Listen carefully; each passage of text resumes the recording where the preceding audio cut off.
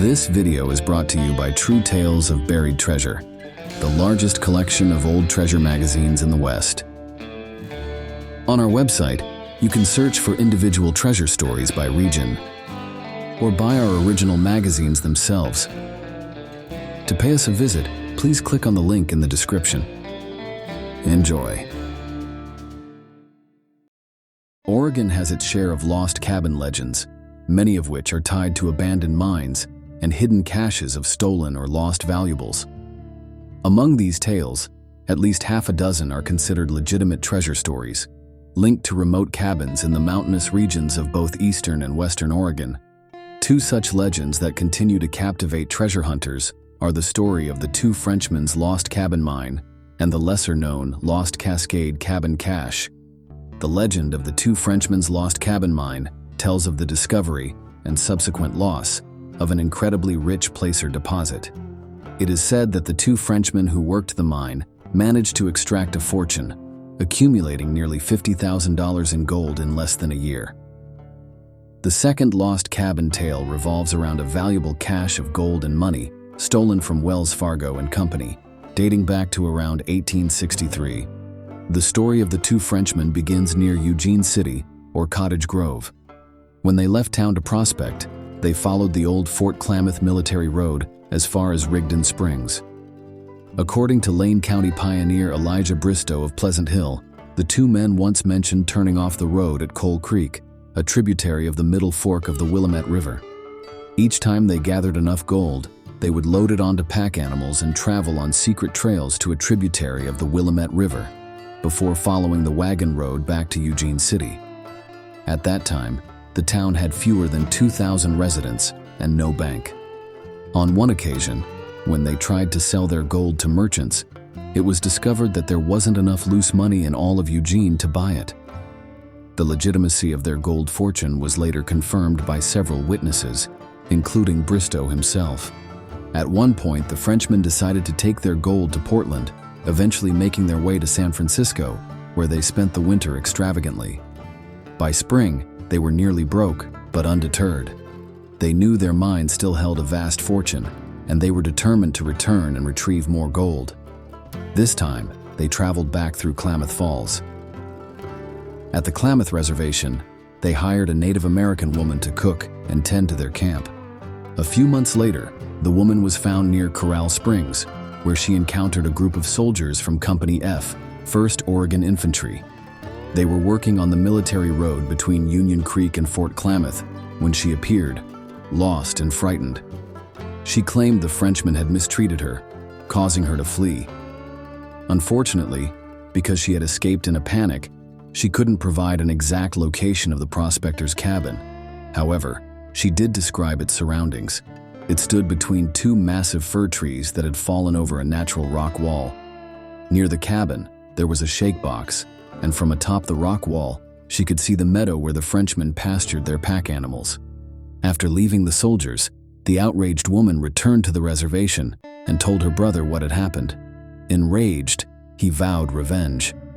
Though she couldn't provide precise directions, she was able to indicate where the Frenchmen had turned off the military road and gave a general idea of the mine's location. Her brother gathered a war party of warriors and set out. When they arrived at the site, they surrounded the cabin and began shouting fiercely.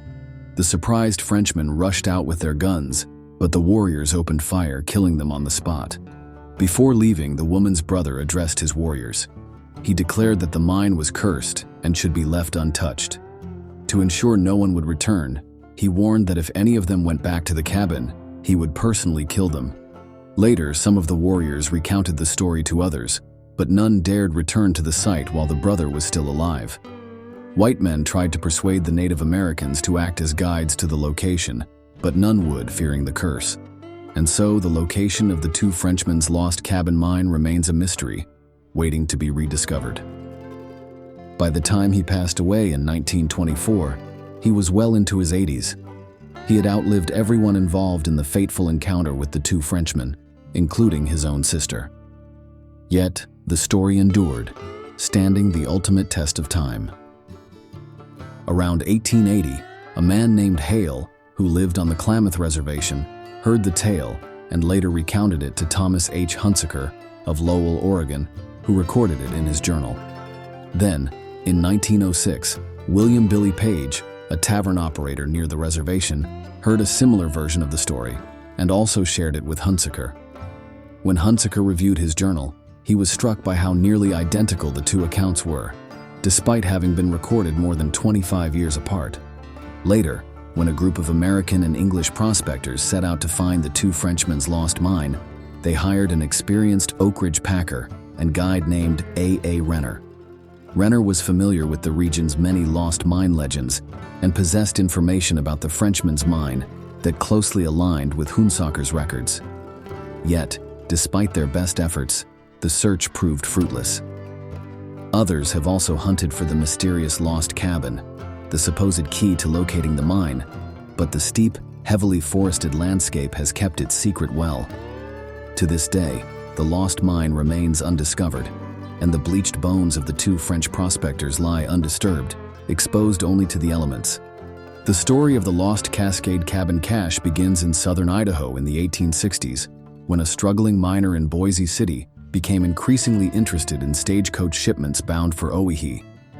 By keeping his ears open and strategically sharing whiskey with the right people, he eventually learned the date of a particularly large shipment of currency and gold bullion from Wells Fargo and Company. When the time came, he saddled his horse, packed his mining gear onto a mule, and loudly announced that he was heading to Silver City to prospect. Though he had a partner, the latter did not accompany him. Instead of heading toward Silver City, he veered off course, making his way to a steep section of the stage road where the coach drivers typically halted to let their horses rest before the climb into the canyon. As darkness fell, he concealed himself by the roadside, listening intently for the sound of the approaching stage. When it finally arrived, he pulled a flour sack over his head, eye holes cut out for a crude mask, and stepped onto the road with his Winchester aimed at the driver. There were no passengers. He swiftly tied up and gagged the driver before using his pick to break open the express box.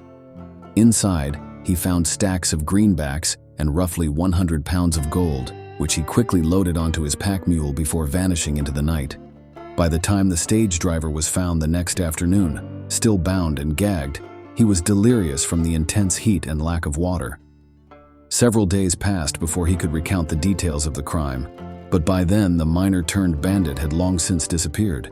The outlaw made his way to the Columbia River at the Dalles, where he once again posed as an unfortunate prospector. However, he was deeply concerned about being caught with the stolen gold. He bought copies of the Boise Statesman newspaper to track any news about the robbery. Knowing he could never return to Boise, he disappeared into the Cascade Mountains, where he built a secluded cabin and lived as a hermit for years. According to what little information remains, he buried the stolen Wells Fargo gold beneath a tree stump near his cabin. Eventually, he decided to return to Boise City. By then, his crime had been long forgotten, and no one recognized him.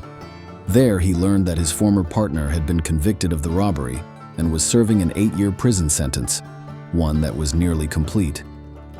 Not long after, the outlaw fell seriously ill. Knowing his time was short, he wrote a full confession of his crime. His partner was granted a pardon shortly afterward. In his confession, the dying man provided instructions on how to locate the hidden gold, but there was one major problem. His directions only led from the cabin to the treasure's hiding place. He never explained how to find the cabin itself. When his letter of confession was made public, it triggered a frenzied search across Idaho and Oregon. Treasure hunters combed the Cascade Mountains, desperate to find the lost cabin and its legendary cache. But like so many other hidden treasures of the Old West, the gold remains undiscovered to this day.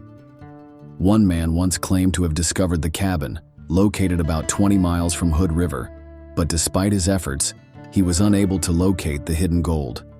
Similar claims have been made over the years, yet no one has ever produced any solid proof of success.